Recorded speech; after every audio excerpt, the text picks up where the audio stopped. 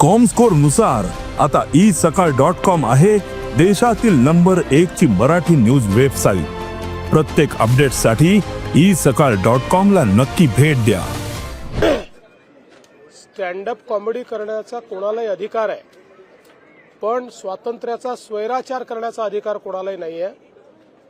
खरं म्हणजे कामराला हे माहिती पाहिजे की महाराष्ट्राच्या जनतेने 2024 साली कोण गद्दार आहे आणि कोण खुद्दार आहे हे दाखवून दिलेलं आहे। कोणाकडे स्वर्गीय हिंदू हृदय सम्राट शिवसेना प्रमुख बाळासाहेब ठाकरे यांची विरासत गेली हे जनतेने ठरवलेलं आहे।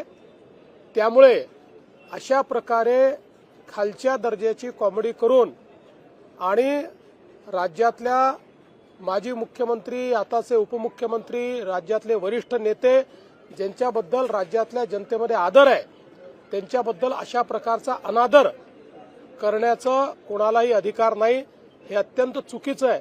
तुम्ही जरूर कॉमेडी करा, तुम्ही व्यंग करा, पण जर अपमानित करण्याचं काम जर कोणी करेल तर हे सहन केलं जाणार नाही। हे अतिशय चुकीचं आहे। कामरांनी माफी मागितली पाहिजे आणि ते जे संविधानाचं पुस्तक दाखवत आहेत त्यांनी जर संविधान वाचलं असेल किंवा संविधानाची त्यांना जर माहिती असेल तर संविधानानेच सांगितलेलं आहे की स्वातंत्र्याचा स्वैराचार करता येणार नाही, दुसऱ्याच्या स्वातंत्र्यावर तुम्हाला अतिक्रमण करता येणार नाही। आणि म्हणून आमची मागणी आहे की त्यांनी या ठिकाणी माफी मागितली पाहिजे। ये जो बिल्कुल कुणाल कामरा इन्होंने माफी मांगनी चाहिए।